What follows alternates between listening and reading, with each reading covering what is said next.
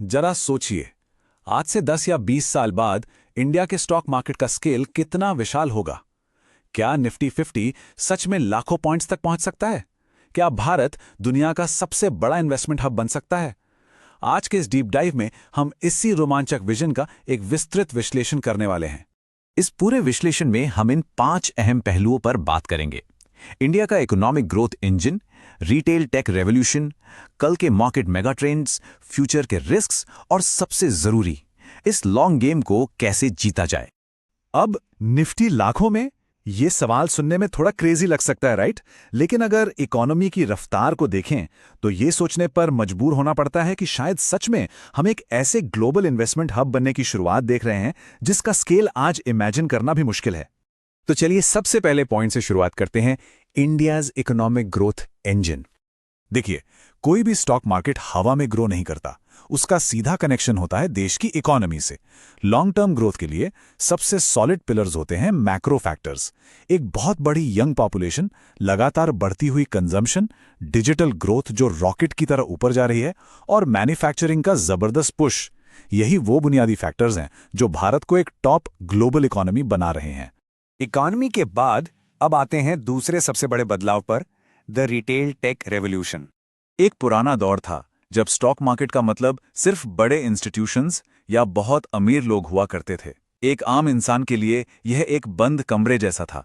लेकिन आज का नया दौर बिल्कुल अलग है। आज करोड़ों रिटेल इन्वेस्टर्स अपने स्मार्टफोन्स पर एक ऐप ओपन करते हैं और सीधे मार्केट का हिस्सा बन जाते हैं। ये एक बहुत बड़ा शिफ्ट है, लिटरली एक गेम चेंजर।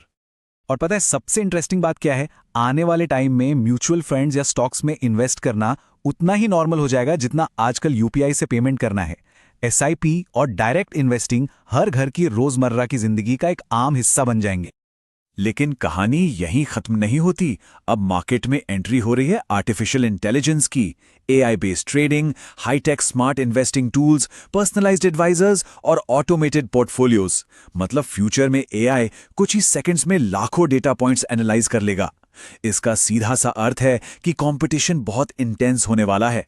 पैसा बनाना आसान नहीं होगा। यहां स्मार्ट टूल्स और लॉजिक से ही काम चलेगा। इन सब तकनीकी बदलावों के बीच चलिए आगे बढ़ते हैं और देखते हैं हमारा तीसरा हिस्सा, कल के मार्केट मेगा ट्रेंड्स।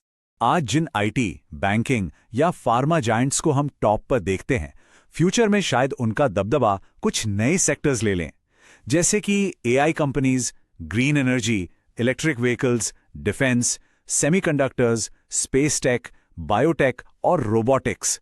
जरा सोचिए, एक वक्त पर आईटी बूम के बारे में किसी ने नहीं सोचा था, है ना? बिल्कुल वैसे ही ये नए सेक्टर्स कल के मार्केट के अनडिस्प्यूटेड चैंपियंस बनने वाले हैं। और एक और ट्रेंड है जो आग की तरह फैल रहा है, China +1 manufacturing boom. Global companies अपने मैन्युफैक्चरिंग के लिए नए ठिकाने ढूंढ रही हैं। अगर बेहतर इंफ्रास्ट्रक्चर और पॉलिसीज का सही इस्तेमाल हुआ तो आने वाले कल की कई मल्टीबैगर कंपनियां यहीं से निकलेंगी। ये एक जबरदस्त अवसर है। अब इतनी सारी पॉजिटिव बातों के बाद एक रियलिटी चेक भी बनता है। नंबर 4, भविष्य के मार्केट रिस्क्स को कैसे नेविगेट करें। क्योंकि देखिए, ग्रोथ कितनी भी हो, एक बात पत्थर की लकीर है, वोलेटिलिटी कभी खत्म नहीं होने वाली। स्टॉक मार्केट कभी भी एक सीधी लाइन में ऊपर नहीं जाता। क्रैशेस आएंगे, डर बनेगा, पैनिक सेलिंग होगी। ये सब इस जर्नी का परमानेंट हिस्सा है। बहुत सारे फैक्टर्स हैं जो मार्केट की स्पीड पर हमेशा ब्रेक लगाते रहेंगे। कभी कोई युद्ध हो सकता है, कभी महंगाई आउट ऑफ कंट्रोल हो जाती है, या ग्लोबल मंदी और ब्याज दरों का ऊपर नीचे होना। इन्हें टाला नहीं जा सकता। लेकिन हिस्ट्री हमें बताती है कि मजबूत अर्थव्यवस्थाएं लॉन्ग टर्म में इन सबसे लड़कर और भी स्ट्रांग बनकर उभरती हैं। तो फिर आखिर इन सब रिस्क्स के बीच सफल कैसे बने? ये रहा हमारा आखिरी पॉइंट, लॉन्ग गेम को जीतना। मार्केट में सरवाइव करने के लिए माइंडसेट सबसे क्रूशियल चीज है। एक होता है फास्ट मनी माइंडसेट, जहां रातों रात अमीर बनने की जल्दबाजी में नुकसान होना तय है, और दूसरी तरफ है लॉन्ग टर्म थिंकिंग। यहां पूरा फोकस क्वालिटी बिजनेस ढूंढने और डिसिप्लिन मेंटेन करने पर होता है। फ्यूचर में जब सबके पास जानकारी होगी, तब धैर्य यानी पेशेंस ही वो अकेली चीज होगी जो असली विनर तय करेगी।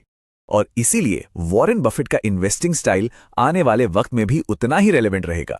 चाहे मार्केट में कितनी भी नई टेक्नोलॉजी या एआई क्यों ना आ जाए, एक अच्छा बिजनेस पिक करने और डिसिप्लिन में रहने का बेसिक रूल कभी पुराना नहीं पड़ने वाला। अब एक बड़ा सवाल, क्या आने वाले समय में इंडिया सच में अमेरिका और चीन जैसे बड़े मार्केट्स को टक्कर दे पाएगा? एब्सोल्युटली। हमारे पास बहुत सॉलिड स्ट्रक्चरल एडवांटेजेस हैं। युवा आबादी, फास्ट डिजिटल अडॉप्शन, लगातार बढ़ता मिडिल क्लास, नए एंटरप्रेन्योर्स और हाई कंजम्पशन ग्रोथ। अगर ये मोमेंटम ऐसे ही चलता रहा तो इस मार्केट को ग्लोबल टॉप पे पहुंचने से कोई नहीं रोक सकता। इस पूरे विश्लेषण को समेटते हुए बस एक बात हमेशा याद रखनी है, स्टॉक मार्केट में सर्टेनिटी यानी निश्चितता जैसी कोई चीज नहीं होती।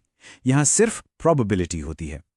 फ्यूचर में अपॉर्चुनिटीज तो बहुत ब्रिलियंट है, लेकिन हर कदम पर उन संभावनाओं और रिस्क्स को कैलकुलेट करके ही आगे बढ़ना होगा। तो अब भारत के स्टॉक मार्केट का भविष्य आखिर किस दिशा में जा रहा है?